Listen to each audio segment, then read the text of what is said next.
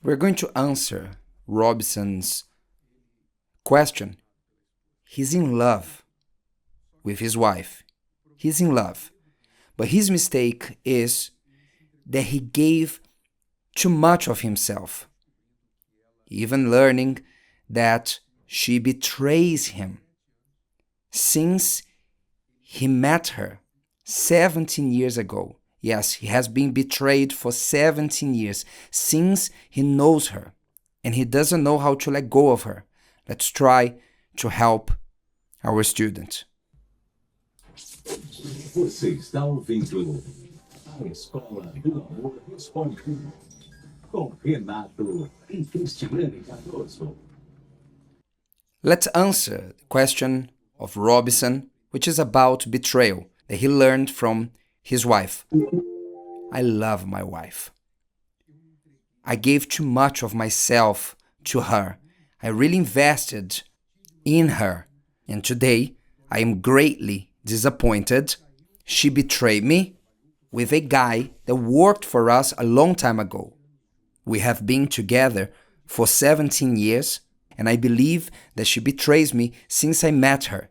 It sounds crazy, but that's it. She is betraying me since I met her. It's sad not to know a person that deep before getting together. It's true.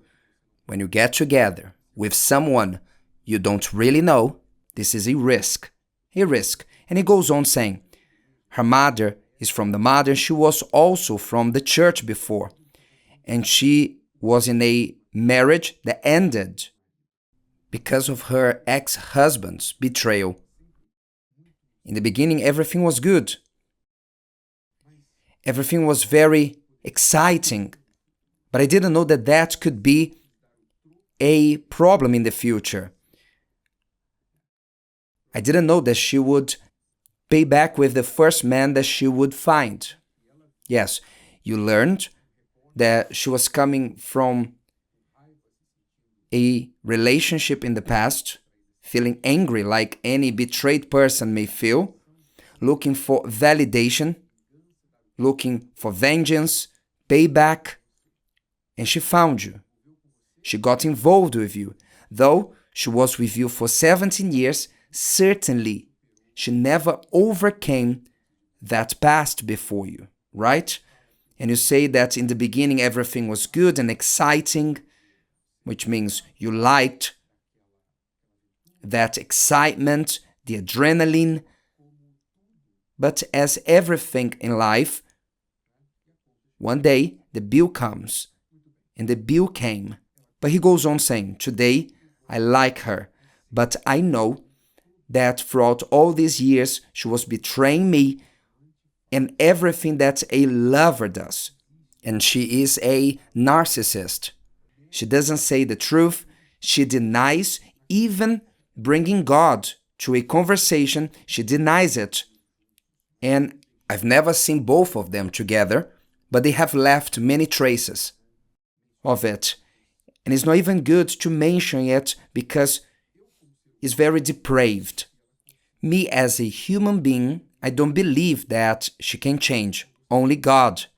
And I really would like to have our family together because it was very good. Well, Robson, let's go. I believe you already have the answer to your question, right? Your wife or lover. Apparently, you never got married. She is a broken person, right? She's broken. Someone who needs help, but I don't know if she recognizes it, that she needs help. And what you do towards her and everything that she has been doing towards you in regards to the betrayal. And as you said, she made you a fool, 17 years as a fool. So everything you do dealing with her does not help her to understand that she needs help. Because someone who has a bad character, who is broken, someone who is not well, the worst thing we can do towards them is to prevent them from reaping what they sowed. It's the worst thing to try to minimize their fall. They are falling, and we threw a cushion, a mattress, to soften their fall. We understand, we want the best for them, but love does not always mean you should try to prevent the person from suffering the consequences. True love allows a person to deal with the consequences of their mistakes so that they may stop making more mistakes. Every time I stop the person from suffering the consequences of their mistakes, I'm training them to keep making the same mistake and going on with the same situation, because they will think, once again, I got rid of the consequences. It wasn't that bad, so maybe I will keep doing it. Or for you to say to them, do whatever you want, because the Mr. Fool guy, I will always be here to help you to alleviate the consequences of the mistakes you are committing and the bad character you have. This is what you have been doing. Unfortunately, Robinson, those who love also let the loved one to suffer the consequences of their own mistakes. It's what God does. God loves us. He loves the human being. But see the world, right? Look at the world, because God allows people to reap what they sowed. And unfortunately, it seems like you never let your so-called wife reap what they sowed. It's not that you want vengeance or something bad towards her, but she must feel the consequences of what she has been doing. She has been treating you as a fool. Most probably, she's still with you because she takes advantage of you. You might bring some good things towards her, maybe financial ones. She's taking advantage of you, and she won't understand that she must change until she face plants on the floor. That's it. Some learn from others' mistakes. Others learn from their own mistakes. And others have always someone impeding them from learning with their own mistakes. Always not letting the person put their feet in the mud. And I believe that this is you in the life of your wife. Let her suffer so that she may learn. The greatest hope that she has to change is to reap what she's sowing. And who knows, during the pain, she may remember God, who she left behind. She believes, but unfortunately, she doesn't practice what he says. In the meantime, Robinson, you should seek for yourself in love therapy, because you also are broken. Despite all the pain you are going through all these years that you learned, you also are sick in your heart. You need to change this heart that is sick.